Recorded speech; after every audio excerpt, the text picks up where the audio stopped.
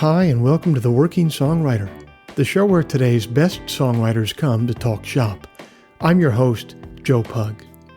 Each episode here we host a distinguished guest, and we ask them to go deep on their inspiration, on their process, on the general ups and downs of making a life in music. So, whether you are a grizzled veteran trying to sell your vintage Roland tape echo for scrap, or else a scrappy upstart, willing to purchase a completely non-functional Roland tape echo for $3,000, this is your show. Because ultimately, it is what every writer seeks most, an ironclad excuse to put off actually writing.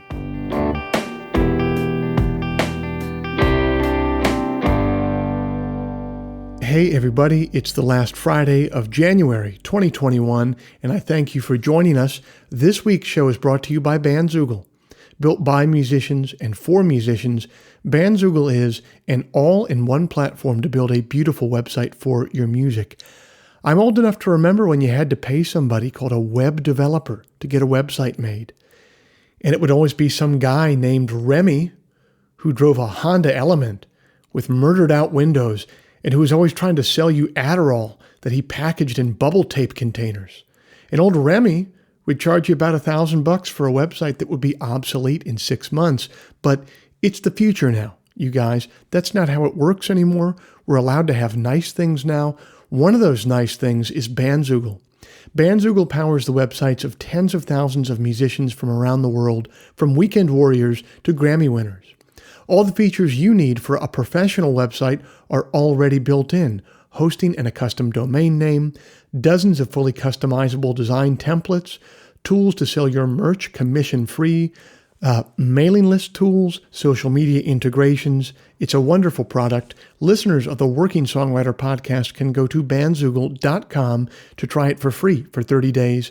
Use the promo code TWS, the initials of our show, to get 15% off the first year of any subscription. If you'd like to hear some of my music live in the coming weeks, every single Sunday night at 9 p.m. Eastern, I'm over on my YouTube channel for Sunday Songs. That's a live stream. I'm live. I'm playing tunes live. I'm taking questions in the live chat. I'm taking requests in the live chat. It's a really fun, really interactive experience. I dare to say that we're building something of a little community over there on Sunday nights, including many people who are listeners of this podcast. So come on over and be a part of it. Every Sunday night, 9 p.m. Eastern on YouTube. Head to YouTube and search for Joe Pug, or simply go to joepugmusic.com and click on the live stream tab. Finally, if you enjoyed this podcast, if you'd like to help it remain a viable endeavor for me, here's a couple things that you could do to help. First, you could become a supporter of the show over at Patreon. Patreon is a platform that allows you to directly support creative endeavors that you find meaningful. You just head to their site, Patreon. You search for The Working Songwriter, or you search for my name. Then you sign up to kick in a few bucks every month for the show. Think of it as a voluntary subscription. A subscription that you certainly don't have to pay, but that you choose to pay because you dig the show. And you won't miss a couple bucks at the end of the month. If just 1% of our listenership would kick in the price of a cup of coffee every month, it would make a huge difference. So thank you to everybody who's already done that. And if you're not in a place where you can do that, I totally get that. There's still a few ways that you could help the show for free. First, you could leave us a rating in the iTunes store. Or second, you could simply tell a friend about the show. Spread the word about the show. The simple math on those two last things is that they will help me much more than they will be a pain in the ass for you. Okay, I'll end all the harassment there. I got a chance to catch up on the phone with Taylor about a month ago, and this was a really great conversation. I hope you enjoy it.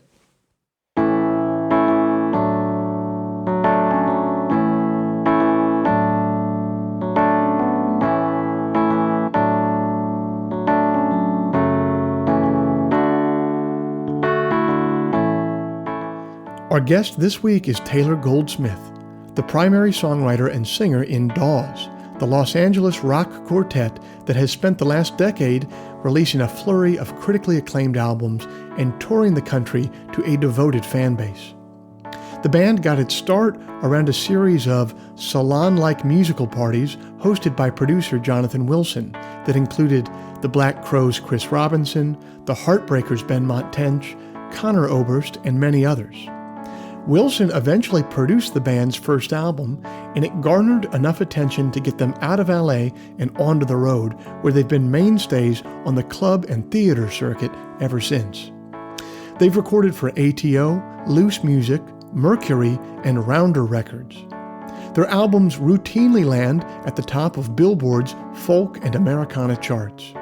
They've appeared on Jimmy Kimmel, The Colbert Show, The Late Show with David Letterman, and also on NBC's drama Parenthood as themselves. Outside of Dawes, Taylor has played as a session guitarist on albums by Jackson Browne, John Fogerty, Dave Rawlings, Sarah Watkins, and many others. He's written songs for albums by Brandon Flowers of The Killers, Robert Ellis, and Conor Oberst. Variety has called their latest effort a wonderful album that veers back towards the band's live spark. American Songwriter has said that Dawes have always found a way to turn the triumph and tenacity of rock music into an experience that rings with both personality and poignancy. And NPR has described the band's sound as California folk rock that never bothers to hide its big, beating, bleeding heart. Last month, I caught up with Taylor on the phone to hear about his journey so far.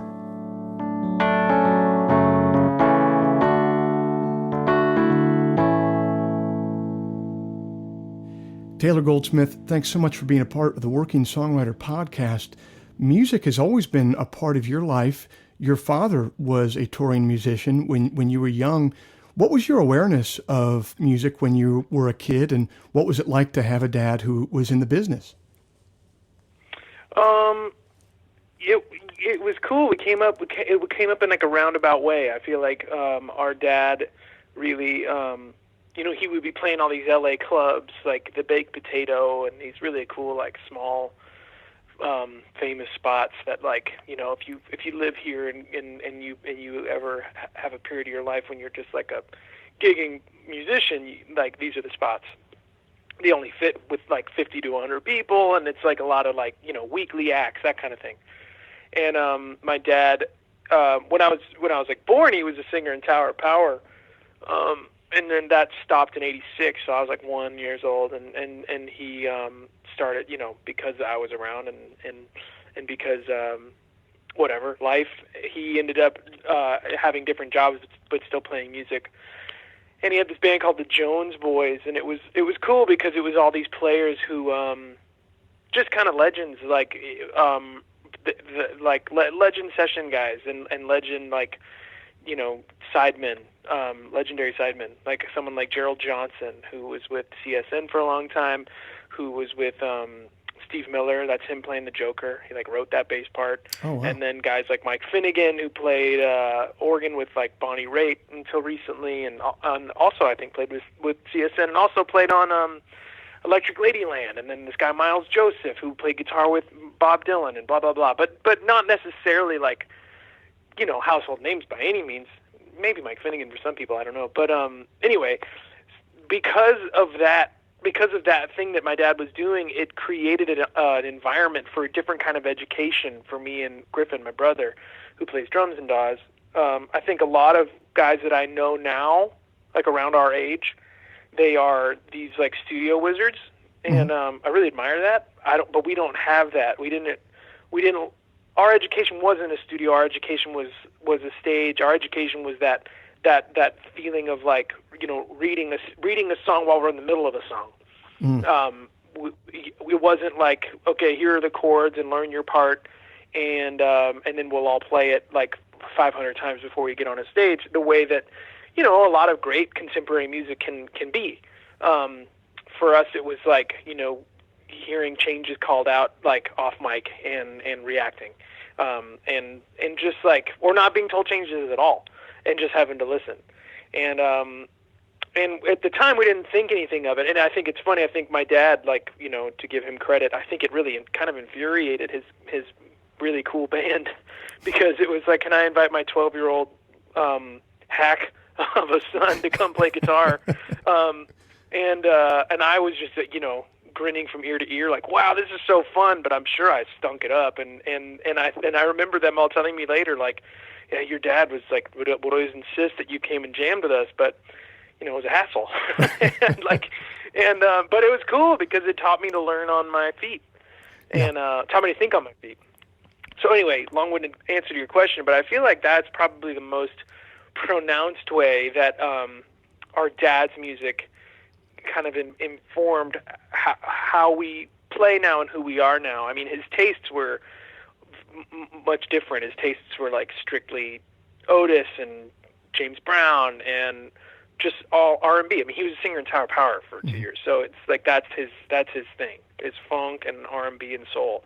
So I was learning like flat 9 chords before I was learning how to play just regular major chords.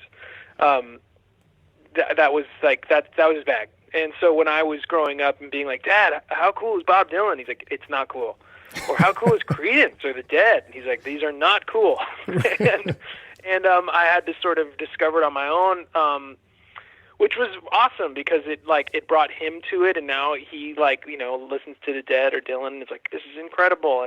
And I also feel like I had that foundational understanding of Motown and Otis and Stax and all of that. That's really cool. I'm going to get a little bit ahead of myself here in the questioning. We're going to have to go back chronologically, but what you just said leads to a question that I had, which was, you live in Los Angeles, you have produced and do produce things, you have been a session musician for things. There's not necessarily a reason for you to leave Los Angeles that much, and yet over the last 10 years, Dawes has been one of the most prolific touring acts in America. So I guess my question is, why? Like, why did you feel like you had to get out of LA, a place where you could obviously continue to make a great living?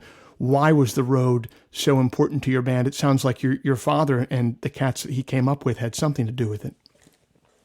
Absolutely. And it's funny you say that because it doesn't feel that way. Like, especially like, in the midst of a pandemic, I feel like has been this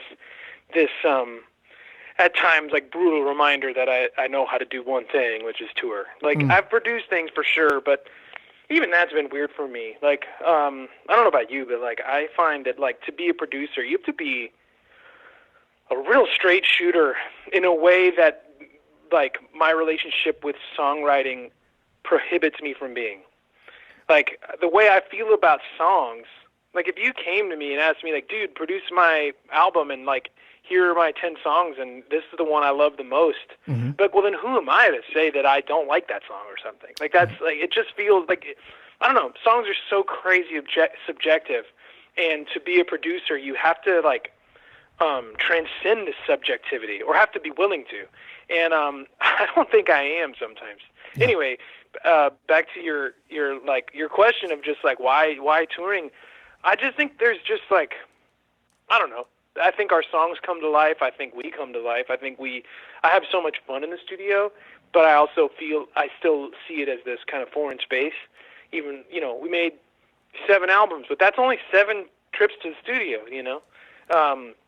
It still feels like when we're there, it's like, oh, this is something I don't know how to manipulate to my advantage the way I wish I did. Whereas a stage, rather than just doing it 7 times, I feel like I've done it 7 million times. Yeah. So I feel like I know its language a little bit better, at least like for what I want to do. And I know how to make a guitar sound good on a stage. I don't really always know how to make a guitar sound good in a studio. I have to kind of rely on others for that. Yeah. So I guess it's just like having. And yeah, I'm sure a lot of it has to do with that upbringing of just kind of growing up on stage instead of growing up in the studio. And it's funny because I was in a band with one of my best friends, Blake Mills, for a long time, who I'm sure a lot of your listeners are aware of. And sure, we were in a band together and as kids, and he did kind of go to that production route and sideman route, much more production route at this point. And he just did have the skill set for it. He had the command of it. He was able to, like, I don't know, lean on his subjectivity in a really powerful way that I was always like, I just don't know how to do that. I can't play guitar like him. I can't tell. I don't know. I just could. For me, it's like I just want to sing my songs and try try to keep everyone else out of my way as much as I can. Don't you feel like, though, I know that I feel this way, that choosing not to kind of get outside of that subjectivity and try to look at things more objectively, don't you feel like that helps you continue to write and create? I certainly feel like it does for myself. I mean, like, if you mean like being hard on ourselves? I suppose I mean, no, I suppose I mean the ability to not immediately edit the living hell out of something that I'm working on and just letting it be kind of weird or bad for a little while so that it might turn into something good. Whereas if you're in that kind of producer mindset, that more objective mindset, you might look at it really early on in its infancy, a song, and just say, nah, we're not going down that route right now. Right. No, I hear you for sure. There's definitely things where I like to just kind of leave it as it is. And it's also, I feel like, a lot of people have like said that we work fast, and I don't think it's because like I'm like ferociously creative. I mean, I feel pretty creative and inspired, and I'm grateful for that. But I think it's more to do with what you're describing. I think it's more to do with like, I don't want to live in any album for too long, or else I'm going to want to change it. Like, I feel like if you give me a year on any record I've put out, and there's a good 20% or so, I would be like, oh, I wish we didn't do that, or this song just was never written, or whatever it is. That's something I'm really grateful for. Actually, I'd be more concerned if I was like, yeah, man, our third record, fucking love it. It's awesome. Right. Like, I just think that would like that the implications of that sound more dangerous. Yeah. That I haven't grown, that I haven't that I'm not willing, that I don't have something new to share. Yeah. So I actually look forward to getting to that place with every record where it's like, yep, that's what we did at that time. And so that's why it's a time capsule of where all of us were at in that moment, and I wouldn't do the same thing again. Right. And that's why you should go listen to it. Yeah, totally. I remember the first time that I ever saw Deer Tick play, it was at South by Southwest like 10 years ago. And I remember John McCauley introduced a song by saying, we just released this song 2 months ago, so we don't fucking hate it yet. Yeah, totally. Yeah, I mean, I remember reading a quote of Bob Dylan's talking about Highway 61, saying, like, there's a few songs on that one I would listen to. Yeah, imagine that. If you can't even get down like with an album of your own like that years later, then no one could with anything. Well, let's go back a little bit then. We got a little bit of ahead of ourselves.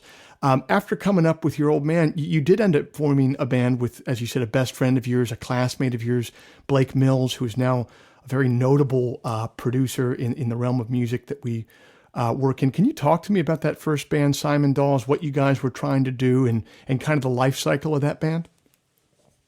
Yeah, I mean, I think my, like, satellite getting caught in the orbit of Blake's planet very early on is something that I'll be forever indebted to. You know, when we met, I was a stupid little kid that was, like, singing musical songs with my voice teacher, you know, and Blake was, like, learning every note of Eddie Van Halen records.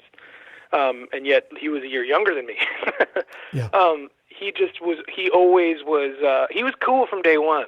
And he had this brilliantly musical mind from day one. He saw music and understood music in ways that I've never met anyone else that can or does. Mm. Basically, it just like for me to attach to that, I felt like my education was like exponentially fast forwarded.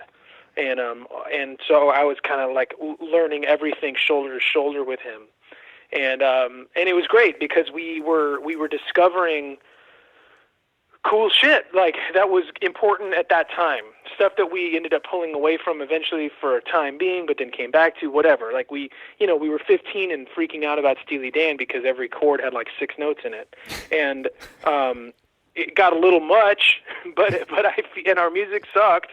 But it was really helpful because it was asking ourselves to do 100 push-ups when we really only needed to know how to do 10 for what we wanted to do eventually. And so we're falling in love with aspects of Dave Brubeck and those kind of heady aspects of bands like Queen and that are awesome. I don't mean to suggest that these artists aren't amazing. I still, of course not. Yeah. I light up when someone puts on a Steely Dan song, but it's a thing. And so we were learning that really fast, and I think a lot of that was because of his brain.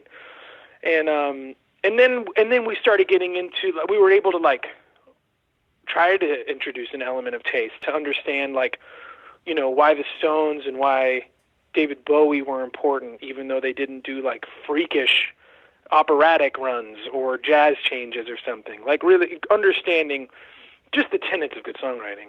And it started with that. And this might be controversial for some of your listeners, but it was as if we were going from being Paul guys to John guys together. Yeah, yeah. And I mean, love Paul, but you know what I'm saying. Yeah, I do. And yeah. And so that was the experience. And then as it became Simon Dawes, and we started making recording music, and it was after all the, funny, overwrought jazz influenced baby music. It was stuff that we put out, and we put out a record called Carnivore, and some we're really proud of, but it's that kind of thing where we were learning how to build the house, but there was nothing to put in it. I feel like we learned the shape of songs. That's what that album sounds like to me, where I had a sense of how to build a structure, but when I listened to what I was writing, there was really nothing there because I was 18, 19, and I had no concept of who I was or what to write about, or I was months away from really getting Leonard Cohen for the first time, that kind of thing. And that wasn't really true for Blake. When I listen back to that stuff, the good songs, in my opinion, are the ones that he helmed, songs like Salute the Institution and Every Single Time. He was writing, his heart was accessible as a writer from minute one, whereas I faked it till I figured out how to do something that felt legitimate. And for me, that wasn't until after Simon Dawes. The songs that I started writing for the second Simon Dawes record ended up being songs on North Hills, our first Dawes album. But yeah, it was always I was always a couple steps behind Blake, and I'm not. I feel normal. It's not like I'm. It's not like that's I don't know. It's not a pity party or anything. He was this freakish presence in my life and in anyone's life who was around him, and it was a joy, and he was started to realize I hate touring. It's not what I want to do. I feel like I have more to offer. And Wiley and I, because Wiley was in Simon Dawes too, Wiley and I were we don't think we know how to do anything else. Right. And so we're going to keep doing this. And that's kind of, that was the long and short of why it all fell apart. I think a lot of it was also just egos and an inability to communicate because we were 20. For him to be You're telling me that 20-year-old dudes couldn't communicate with one another? Yeah, if you can believe it. Yeah, I mean, it's he's I wrote this song and I want to sing it, and then all of a sudden I would have an existential crisis because it's well, shit, I'm the singer, so if I can't do that, and if you're already this guitar wizard, epic songwriter, and you want to sing, then I might as well slit my wrist. It felt I couldn't. And that's bullshit, and that's embarrassing. But that's just that was my fear, and I think he was kind of suffering from that same thing of Taylor wants to write this song by himself, and it was just we didn't know how to talk each other through giving each other the space we needed, and it just kind of just you know what, we shouldn't be a man anymore, and we did it at the right time because we were able to stay super close throughout that whole time. That is good. And good on him for realizing early on that touring wasn't for him, because I think we all know the folks who went ahead with it and did it for 4 or 5 years longer than they should have. And that always ends in tears, man. That is not a good place to get. Yeah, totally. Yeah, he was never the kind of guy that was coming home after a hell-raising drinking marathon or something. It wasn't one of those guys. It was just he would go dark and go inward. He's a very sweet person. He's a very gentle person. So when Tour would beat him up, it would kind of just like hurt him. He never aimed it at anybody else. So it was really clear, really quick. Like this guy is like not thriving. Yeah. Meanwhile, he's like we're in a shitty van, sleeping in a van, and just living hard. And he's getting calls from like Band of Horses, Jenny Lewis, Rick Rubin, right. Strokes, like people like, hey, can you come be a part of this music we're making? And it's like, I mean, who wouldn't start to wonder like, what the fuck am I doing here? Right. I wanted to unpack a metaphor that you used earlier and kind of understand exactly what you were saying there. You mentioned that you guys were learning together and you were learning to do like 100 push-ups, but you ended up realizing that all you needed to do was 10.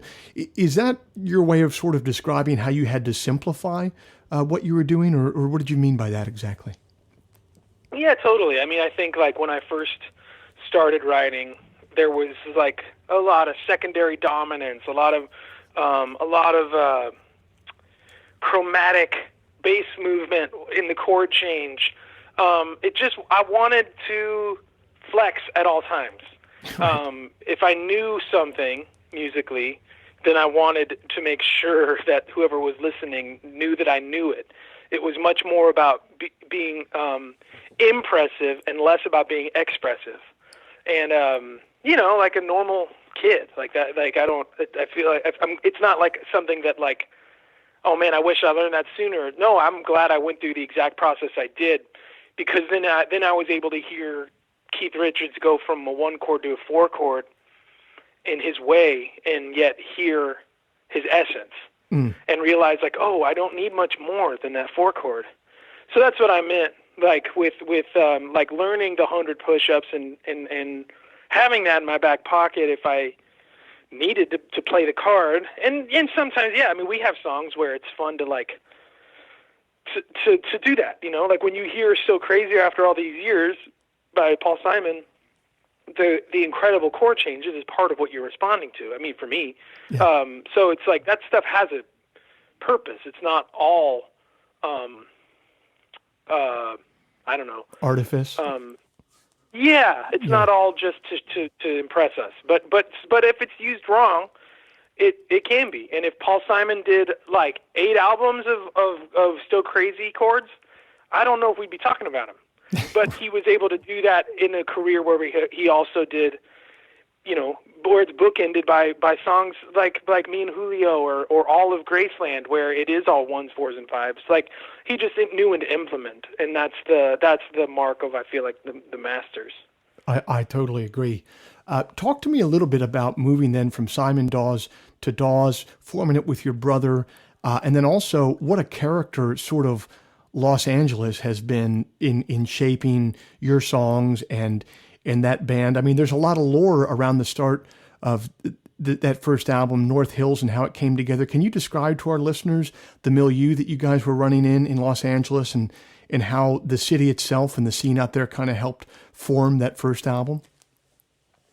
Totally, yeah. I mean, it's it was like we were on the verge of falling in love with LA. Like it was it wasn't even clear to us. Like I had never, but when we made our first record, I knew like Joni Mitchell greatest hits, and I knew like Crosby, Stills and Nash, but I didn't know really any like James Taylor, Jackson Browne, definitely not any Warren Zevon, who ended up becoming my hero. Like all of this LA, romantic LA stuff was still off my radar. But there was something that we were still like feeling. There was, and we were making our record in Laurel Canyon. We didn't really know what that meant.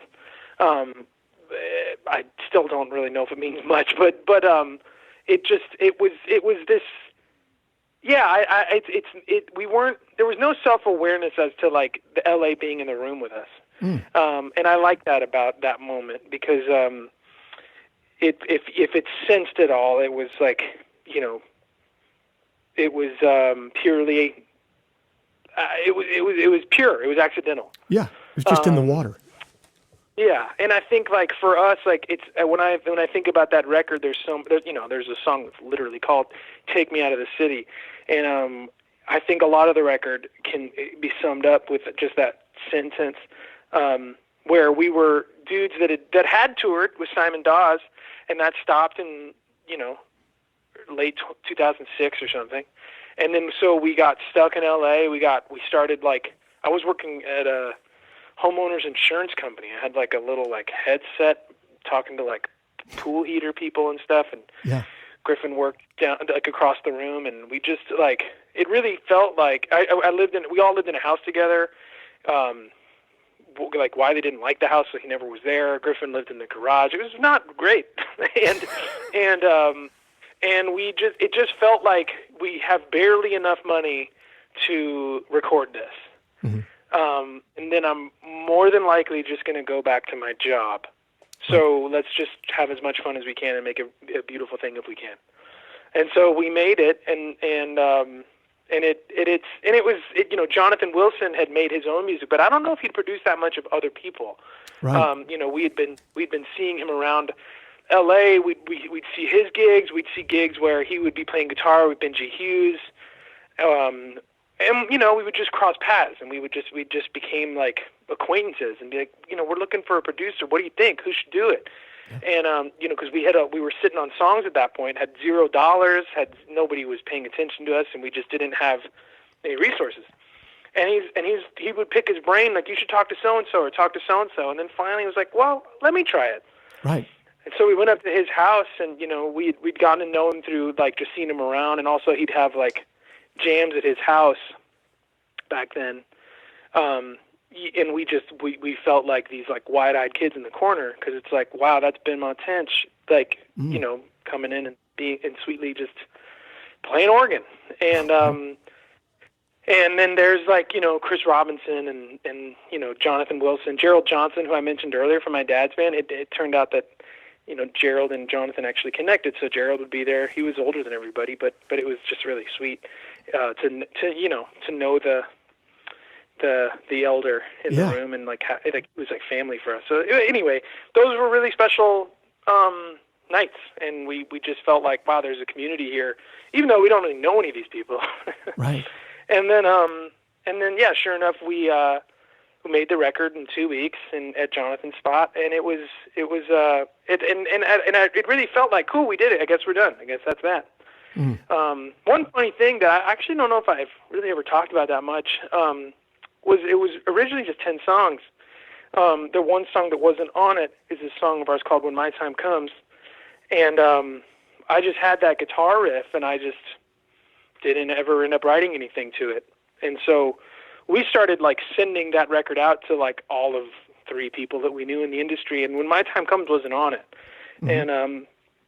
And then we'd just play it at our house. I'd play the riff, and one day a friend of ours, a director friend, who would say, what is that? You need to finish that. Mm-hmm. And I was like, okay, I'll do it. And you're right, I should just finish it. So I wrote it, and then I wrote the "When My Time Comes," oh, and the O's I thought were like a placeholder, because I felt like there should be words there. And I didn't know what to write for the choruses, and so I just really had a verse and a half-finished chorus. I didn't even have the second verse. And then Jonathan hit us up and was like, hey, I'm putting together a Roy Harper covers album, like a tribute album. Would you guys want to come just cut a Roy Harper song as a contribution? And we're like, sure. By the way, if we finish fast enough, can we do one more song for that record that we did last month?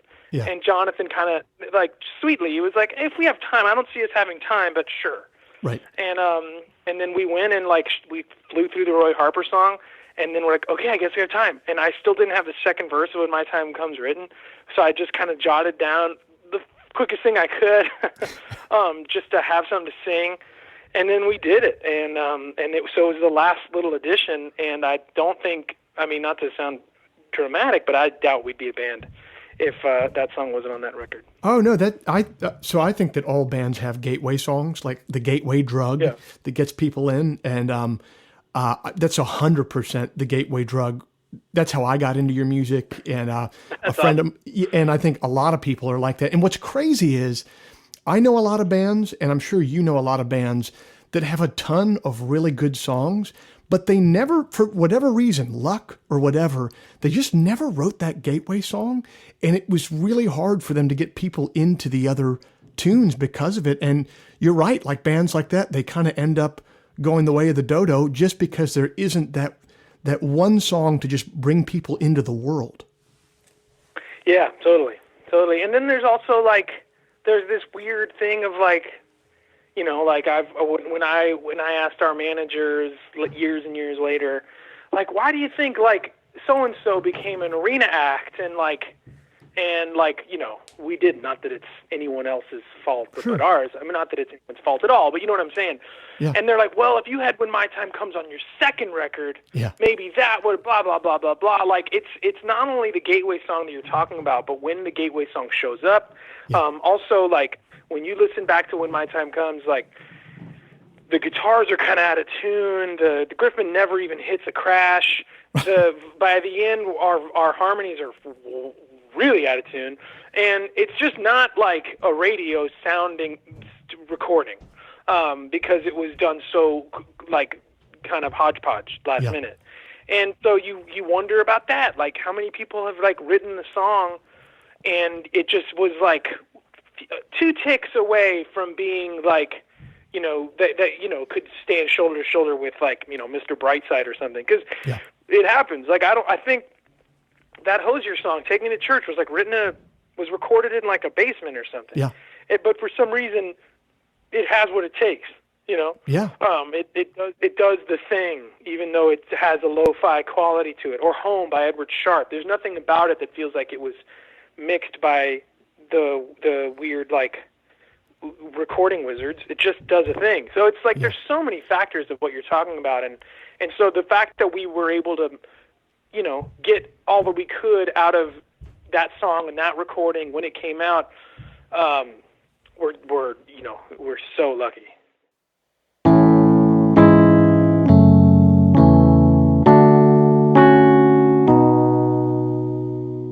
This week's episode is brought to you by Nation of Heat Records and my new album, The Diving Sun, to be released on March 19th, 2021. Let's take a listen to the first single, Crescent Bridge.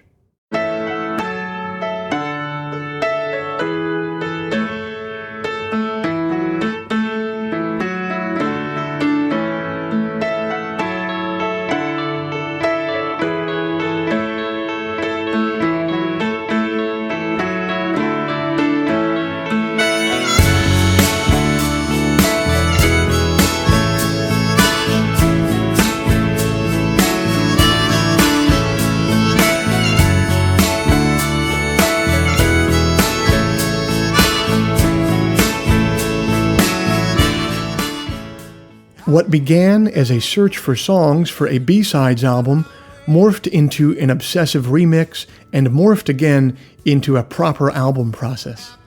This new album features songs from sessions from my album Windfall and from The Flood in Color, and also a handful of songs written and recorded during the COVID quarantine.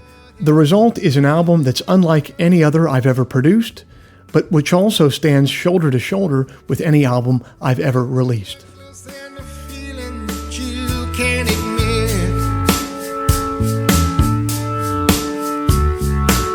it drives a dark car, no heart, rebel with a gold card. I'm here waiting on the Crescent Bridge, and she's a true bride, bright side, parliaments and brown eyes.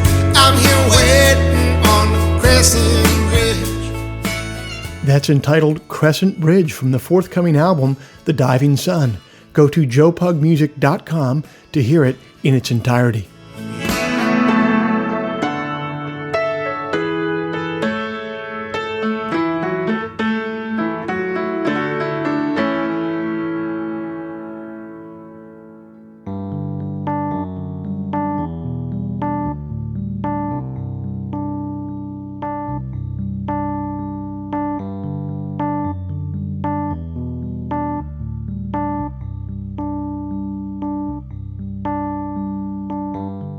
Hearing Taylor talk about the early days of his band, with them all living together in a house, working call-in center jobs, cutting the song that would become their first calling card almost as an afterthought. It's really striking how delicate the process of getting a creative project off the ground really is. There are so many points where things could have gone wrong, where an opportunity could have been missed by a half inch and their whole trajectory would have been completely different. Certainly the trajectory of your creative life can be chalked up in part to your effort, your resiliency, and your sheer talent, but anyone who has spent even a modicum of time in creative pursuit knows how tiny the distance is between opportunity gained and opportunity lost. There's a wonderful poem by the Polish poet Wisława Szymborska where she speaks to that fragile difference. It's entitled Could Have. It could have happened. It had to happen. It happened earlier, later, nearer, farther off. It happened, but not to you. You were saved because you were the first. You were saved because you were the last, alone, with others, on the right, the left, because it was raining, because of the shade, because the day was sunny. You were in luck, there was a forest. You were in luck, there were no trees. You were in luck, a rake, a hook, a beam, a break, a jam, a turn, a quarter inch, an instant. So you're here, still dizzy from another dodge, close shave, reprieve. One hole in the net and you slipped through. I couldn't be more shocked or speechless. Listen, how your heart pounds inside me.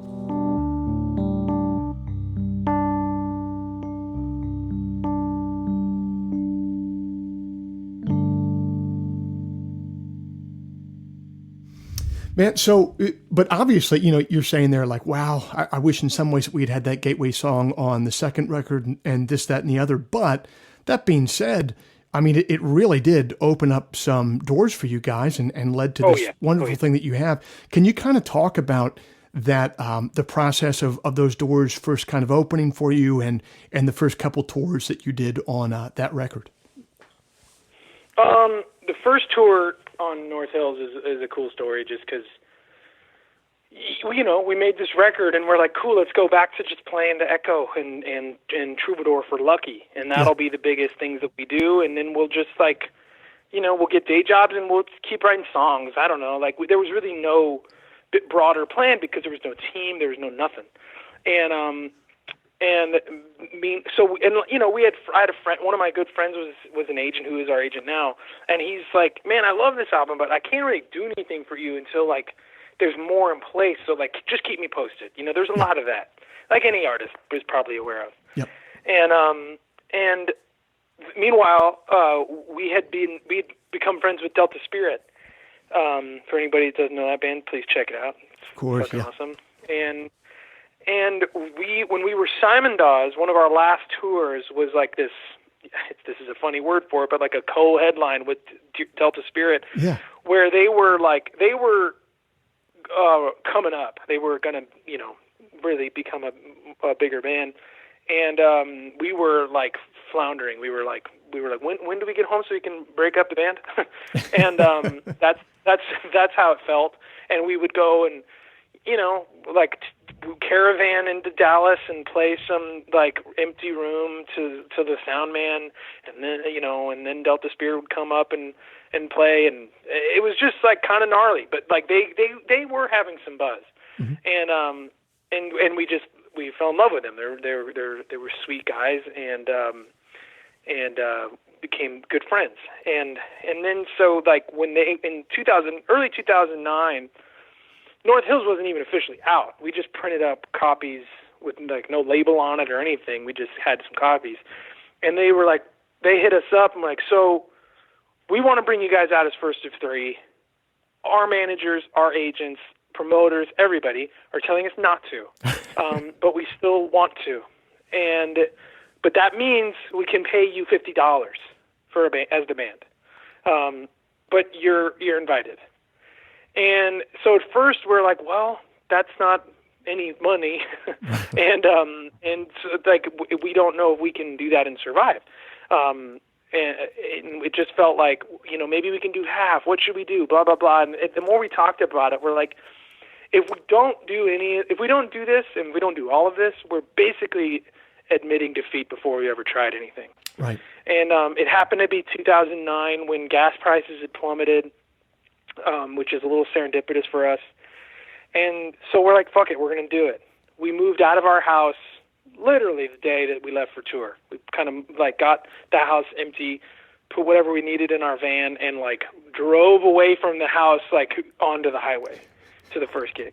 And yeah, made $50 a night. And I would say to the audience, like, after our second to last song, I'd be like, if anybody has a place where we could sleep, we'd appreciate it. Normal early day stuff. And so we did that. Sometimes Delta Spirit would very generously be like, you can just sleep on the floor of our hotels. Mm-hmm. So we avoided spending too much money on hotels. We were paying like $1.50 a gallon in gas, and we were like being pretty obnoxious about pushing the merch. Like all four of us would kind of grab a stack of the CDs. I would kind of stay at the merch booth, and Griffin would stand at the exit and just like, hey, you want a CD? You want a CD? And like we'd get an extra 10, sometimes 20 that way, and into the $100 or $200. Yeah. And so that's like how our first tour was. And because of that, we were able to like lock in a thing at South by Southwest. We met like the main support band was this band called Other Lives, and they were an ATO. So ATO got interested in us, and then that agent guy, Andrew Colvin, was like, I can actually work with you now. There's something to work with. And we got the Delta Spirit manager was into us, so we started working with their management. So it all happened from that tour. And if it weren't for that tour, I don't think there would have been any moment we could get the gears starting.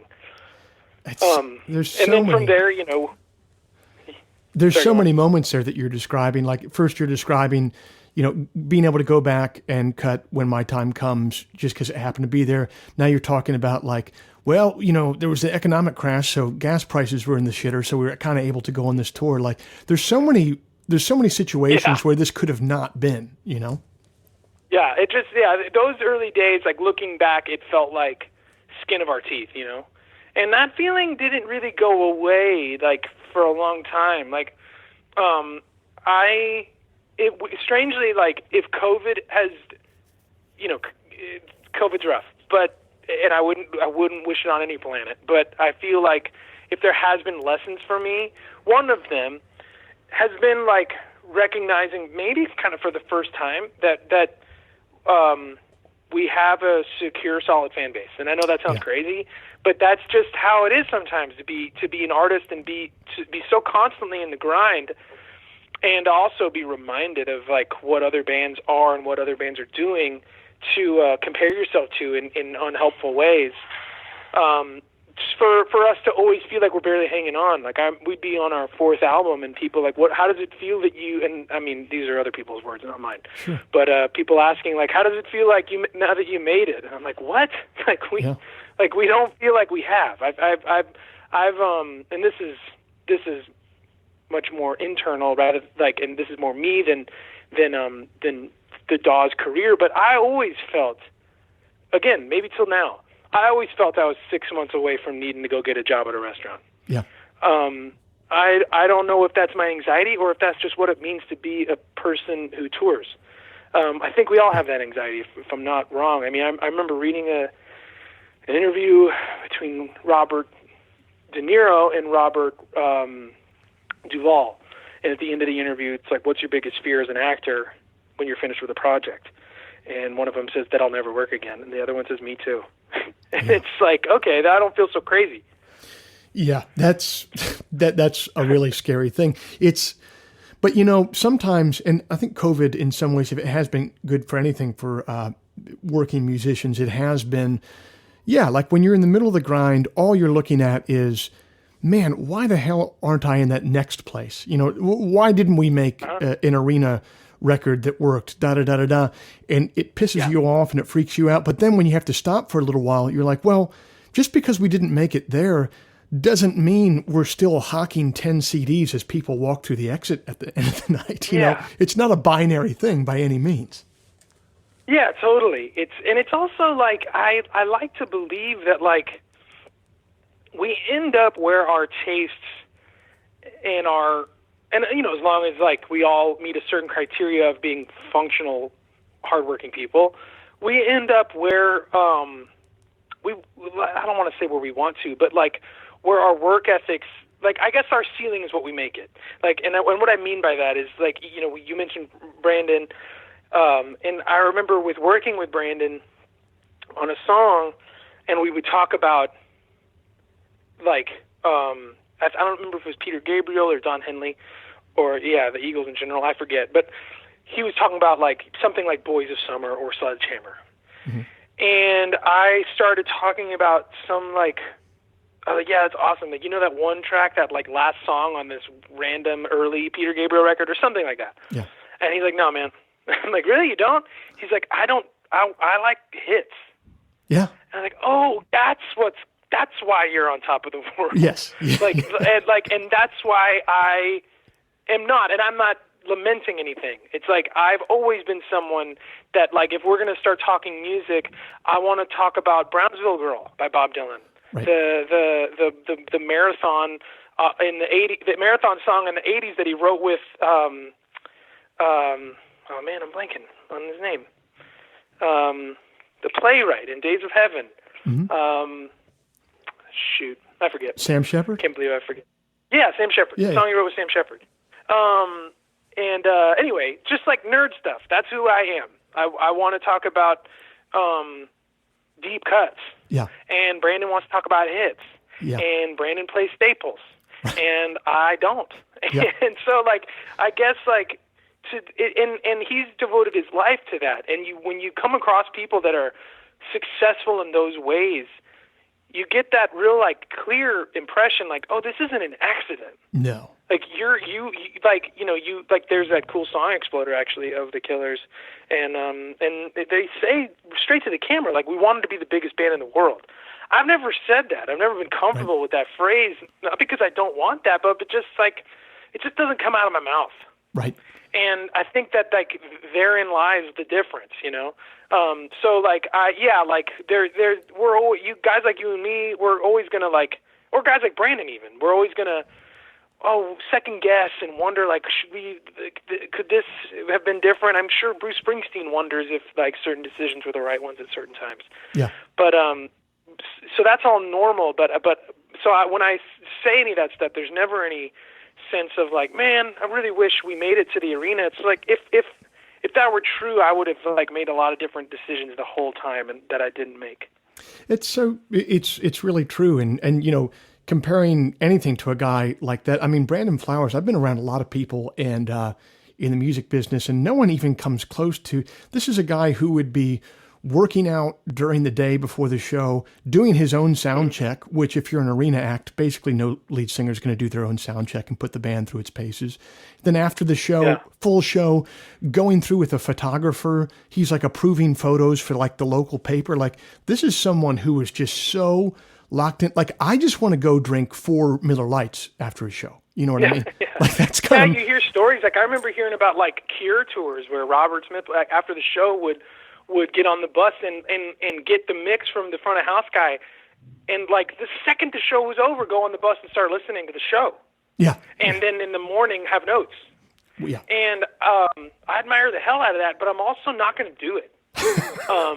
And, like, I mean, it just depends on who you are, you know, and it depends on who your band is. And if I became like a real nasty kind of boss like that or something, we would just break up. Not that Robert is a nasty boss, I don't know, but it's also like he's the Cure, so he can tell them what he needs to tell them, you know. Like with Dawes, it's like 4 dudes that are as much in control of this ship as me. Right. And so I'm not going to listen all night and hurt the dynamic between Griffin and I by saying, like, you know, My Girl to Me was too fast. You know, it's just like, that's not cool. And also, when we listen back to those live records that we love, like when I listen to the Stones or Elvis Costello records or Dead records or Dire Straits records, there's all sorts of shit that I'm sure they would regret, but those are my favorite things. That's not news to anybody, but So I try to embrace that stuff and be like, we're as good or as shitty as we are, and I want everyone to hear all of it. Your phrase there, I admire the hell out of that, but I'm not going to do it, pretty much sums up my entire adult life. Right. Before I let you go here, I always love talking a little bit of process on this show besides touring and how everything came together. What would you say over the last 10 or 15 years of writing songs, how do you think your writing process has changed the most, if it has at all? That's a cool question. I remember early on, everything would hinge on a first line. I remember, I didn't have anything, and then I had, these days, my friends don't seem to know me without my suitcase in my hand. And I was like, okay, that's the beginning of the song, and I'm going to work outward from there. And then, and then I started toying around with, titles first. I had the phrase "moon in the water" sitting in my notebook, and I'm like, I know this is a song, I just don't know how to write it yet. And even though that's the same album, they were written kind of far apart, I guess. And then as time went on, I would continue to do that. How do I take this phrase and arrive at it in different ways? A song of ours, like Something in Common, or Somewhere Along the Way. How do I keep getting juice out of this phrase and keep making it mean something else by how I arrive at it? But then it's funny. It's every time I get into a pattern, I get freaked out by it, because you meet those dudes that are I realize that I love this snare sound with this mic, this snare, this compressor. I love the snare sound, and then you hear 4 records of that snare sound. Yeah. And it's the same as a writer. If I get to a place where I like writing at home, a year after the record's been out and I could really get started, I don't want to be on tour, I like this guitar, I like these hours, then I just feel like you're just creating parameters in which to give to give yourself excuses to not do it in other ways. Yeah. If all of a sudden the spirit's moving me and I'm on the bus in Minneapolis, I want to listen to that. But there have been times in my life where it's well, I don't write on tour, so I'm going to let that go. And it's that sucks. Who knows what that would have been. So I really I hate ever getting too close to the sentence of this is how I write. It's sort of this is how I write right now. This is how I wrote that song. Right. I find myself when I was a kid, it was really easy to just kind of word salad a page and just be that's what the song is. I don't know what the fuck it means. Right. And sometimes that was really cool. And it even if it was impressionistic or fragmented, it was still kind of effective. And then as time went on, it was much more narrative, much more linear, much clearer. And I wanted that too, because guys like Zevon and John Prine did that. And so those are heroes, and I want to do that. And then now that I feel like I gotta that's what I do most of the time. It's well, shit, I want to make sure that the Michael Stipes and these different kind of lyricists, I'm still letting into my brain, still letting them inform what I do, where I don't know what things mean, and how fun that can be, because I think that's how a writer stays alive. I think if Bob Dylan was I'm really good at writing these protest songs. I'm going to do it because I'm good at it, then he would have been done in 1964. But then he did become the Burroughs-inspired beat writer, and then he did become the writer of epics, where it's whether it's Joey or Hurricane, and he did become the Christian songwriter. I mean, he was able to, and then by the time it's records like Time Out of Mind, where it almost seems like it's written in couplets, where it's sometimes hard to understand the relationship throughout an entire song of what these lyrics are, but that's what the impression ends up being. Anyway, it just seems like he's always willing to change his approach. And I think that's why he still makes good records. And all the guys that we love for doing one thing and felt well, that's what people like me for, I'm going to keep doing it, they're done. Yes. So That's what's up. Staying in one place, it's so tempting, but it's not an option because staying in place is actually just moving backward at warp speed in such a strange way creatively. Totally. And also the idea of our fans saying wow, Dawes made another record that's satisfied exactly like that one that I like does. So thank you, Dawes. They totally made North Hills 2 or Good Luck with Whatever 2 or whatever. And wow, I love it. To me, that is so non-committal, and I feel like that's going to be so much easier to forget. Whereas if we make a record where someone's like, I fucking hate this. I used to like this band, and now this is driving me insane, and I wish they just did what they used to, and I hate it. That means that someone else is out there is going to be saying the exact opposite. And when you have music that's polarizing, or anything that's polarizing, it means that people are talking about it. And when you go down easy and people say Joe or Taylor made the record again that we like from them, then it's we're writing our own destinies.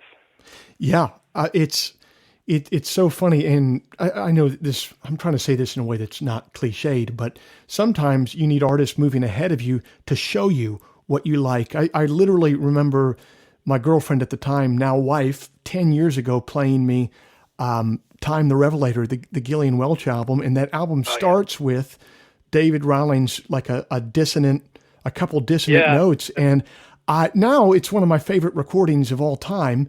But at the time, I remember hearing that, and literally my reaction at first in my mind, I was like, ugh. That was my first reaction to something that would eventually become one of my favorite recordings. So I think it's incumbent upon us to kind of stay ahead of audiences in that way. Yeah, totally. And it's if you don't like Graceland, cool. If you wish it was still Ryman Simon, then thank God you have Ryman Simon. Don't listen to Graceland. Right. But at some point you're going to love it, because you subscribe to the artist. I find I don't know about you, but I find that if I don't like somebody, if I get a first impression when I'm this person is just rubbing me the wrong way. Mm-hmm. But if circumstances in my life force me to be around them all the time, I love them very soon. Yeah. And it doesn't take long. It takes 2 days. And I'm I love this person. Yeah, they're a little bit narcissistic or whatever it is, but I just love them. Yeah. And I find the same is true with music. Because it's actually not even alike. It's the same exact thing. We're responding to people. We're responding to someone's essence, channeled through the music. When I first heard Frank Zappa, I don't like this. I just don't. It's silly and it's weird and it's noisy sometimes and it's hyper musical, and then you just kind of act like I was forced into a house with Frank Zappa for 2 days, and it's I love this guy. Yeah, he does things that I would never want to do or say, but I just love him. Yeah. And I feel like anyone would be hard pressed if you really devote the attention. It can be the most out thing in the world for you. It could be Slayer. It could be whatever. And if you just say I'm just going to invest, and I'm going to act like I'm forced to sit in this for a minute, I just don't think there's any. As long as something is truly representative of someone's self, I just can't imagine not liking anything.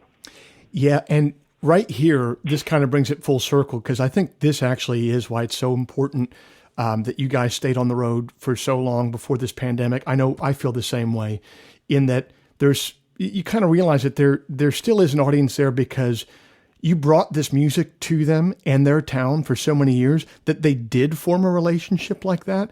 And that's a relationship. I mean, music is such a weird thing in that when you fall in love with an artist, it's almost impossible to fall out of love with them. Even if you don't like the most recent stuff or whatever, you feel like you've seen their spirit at that one time and you fell in love with it. You don't really fall out of love with that. You nailed it. Totally. Unless they start posting some really weird conspiracy theory shit on Facebook, in which case you just have to stop following them on Facebook. It's just go back to the old... They weren't who you thought they were. Right. Well, man, I really appreciate you taking the time to do this show, man. I've been a fan for a very long time, and it's great to connect, man. Right, man. Yeah, and hopefully we'll cross paths soon.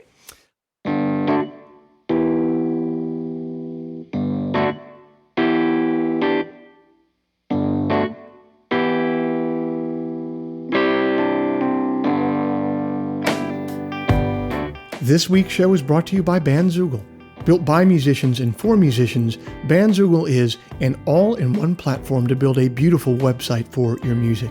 Use promo code TWS, the initials of our podcast, TWS, to get 15% off the first year of any subscription. The latest album by Dawes is entitled Good Luck with Whatever, available everywhere music is sold or streamed. If before we meet again you sit down to write, please remember, an expensive drug habit is not a song, a compelling Instagram account is not a song, and most importantly, reverb is not a song. So let all that take care of itself, and for you, just keep your eye on the song.